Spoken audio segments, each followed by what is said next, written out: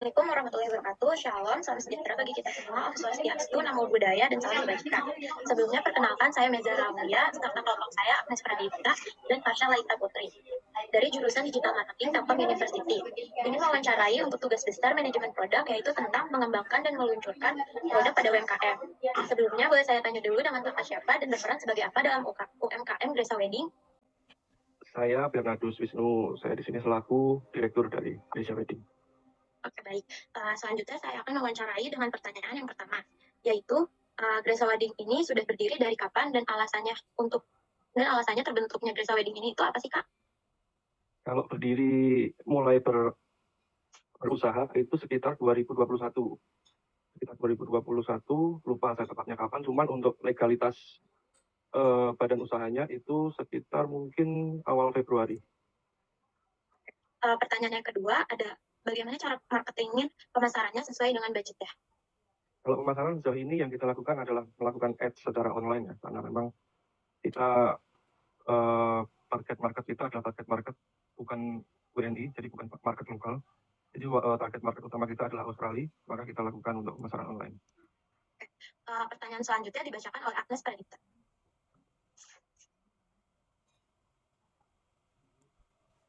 Masih di mute kamu? Mas, kamu masih di mute, Agnes. Maaf. Sudah terdengar? Ya, untuk pertanyaan selanjutnya adalah bagaimana sih proses dalam memahami tren atau kebutuhan dan preferensi pelanggan terhadap usahanya kakak ini? Ya. Karena usaha kita ini adalah di bidang wedding planner sebenarnya, jadi bukan, lebih tepatnya wedding planner, bukan wedding organizer. Maka dari itu style wedding, style dan segala macam itu selalu dinamis. Dan kita selalu untuk klien yang baru masuk selalu kita berikan kuesioner tentang bagaimana konsep yang mereka inginkan, tentang bagaimana style yang mereka inginkan, termasuk juga budgetnya berapa. Jadi untuk style kita semua benar-benar berdasarkan apa yang klien mau, apa yang klien inginkan. Jadi nggak ada patokan style di tempat kita. Lalu langkah apa sih, misalnya kan kalau misalnya dalam prosesnya itu terdapat miss dari planning usahanya ini, itu biasanya apa yang dilakukan oleh tim atau bapak sendiri untuk membenarkannya? Miss yang terjadi, kalau miss secara manajerial sepertinya belum pernah terjadi, tapi kalau secara teknikal miss pada saat ada event atau ada apa itu pasti selalu akan ada miss, dan kita di Grecia selalu menyiapkan 3 planning. Kalau planning pertama itu miss, planning kedua itu juga akan kita lakukan untuk planning kedua, dan kita setelah itu kita akan adakan evaluasi missnya itu kenapa. Biasanya kita dan tim meeting setelah selesai acara untuk evaluasi apakah miss karena faktor alam atau mungkin ada faktor waktu yang molor, terus kita dalami lagi apa penyebabnya. Nah, itu akan sebagai perbaikan di event-event berikutnya. Pertanyaan yang selanjutnya ada, jadi seperti apa saja sih yang perlu dipertimbangkan dalam penentuan kualitas dari produk jasanya berdasarkan dari feedback konsumennya? Oke, untuk kualitas produk-produk yang kita gunakan, karena kita adalah wedding planner, jadi kita selalu bekerjasama dengan vendor-vendor untuk masing-masing post. Seperti misal catering, kita sudah punya daftar kerjasama vendor catering yang kita percaya. Kemudian untuk lighting, sound, make up artist, semuanya sudah melalui berbagai macam tes yang kita lakukan sesuai dengan standarisasi dari Grecia. Untuk yang spesifik seperti catering contohnya, untuk vendor-vendor baru yang akan masuk, kita akan selalu adakan untuk food testing. Jadi kita dari tim Grecia akan datang untuk melakukan food testing, untuk menguji secara langsung bagaimana kualitas makanan, produk-produk yang dipakai, termasuk kebersihannya. Karena di industri wedding ini adalah industri hospitality. Jadi kalau di standar hospitality itu ada sertifikasi namanya CHSE. Saya lupa singkatannya, tapi CHSE itu makanya kita harus benar-benar terapkan apa yang kita berikan ke klien itu tidak menjadikan klien itu, misal kita beli makanan yang tidak bersih, kita beli sesuatu yang tidak adil, akhirnya akan terjadi mungkin dia akan keracunan atau apa. Itu salah satu uji standarisasi yang kita lakukan. Baik, terima kasih. Selanjutnya akan dilanjutkan oleh teman saya, yaitu Fasya.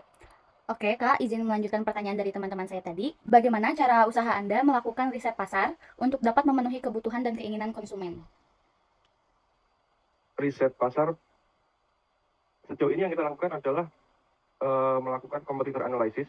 Jadi apa yang dilakukan oleh kompetitor kita, apa yang dilakukan oleh bidang usaha yang jenis di Bali, maka kita akan dalami itu dan itu akan kita jadikan dasar sebagai inovasi-inovasi di tempat kita.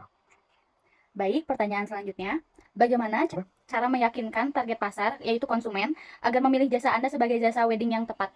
Jadi meyakinkan si konsumen. Kebetulan karena Grecia Wedding itu di Bali memang baru. Jadi memang Grecia Wedding di Bali itu memang baru. Cuman untuk kami secara personal itu sudah memasuki dunia wedding itu sejak tahun 2018. Jadi sudah cukup banyak orang yang mengetahui personal kami, bukan Grecia Wedding-nya. Nah, itu menjadi modal utama bagi kami untuk juga meyakinkan. Jadi kebanyakan justru yang masuk melalui kita itu adalah rekomendasi dari para vendor. Jadi ada vendor, mungkin vendor catering atau apa yang oke, saya rekomendasikan kamu untuk eventmu dengan Grecia saja. Dan Grecia Wedding juga sudah banyak di-quote di beberapa website yang ada di Bali, termasuk website catering, website vendor-vendor seperti itu. Jadi itu salah satu social proof bahwa Grecia Wedding ini ya salah satu cara meyakinkannya adalah dengan itu reputasi. Baik, ini terakhir, jadi konsep untuk Grecia Wedding ini ke depannya mau seperti apa dan bagaimana? Kedepannya Grecia Wedding ini yang sudah masuk dalam perencanaan perusahaan kami adalah menyediakan jasa-jasa lain yang terkait dengan wedding. Seperti contohnya yang sudah mulai berjalan yaitu adalah penyediaan alat transportasi, kemudian juga jasa reservasi untuk hotel dan villa itu sudah berjalan, dan yang sudah berjalan juga adalah untuk urusan izin tinggal bagi warga negara asing. Jadi urusan-urusan keimigrasian kita akan mulai untuk ini sedang kita urus untuk perizinannya. Setelah itu ya kita akan secara resmi launching service itu. Mungkin sekian dari pertanyaan dari kami ya Kak.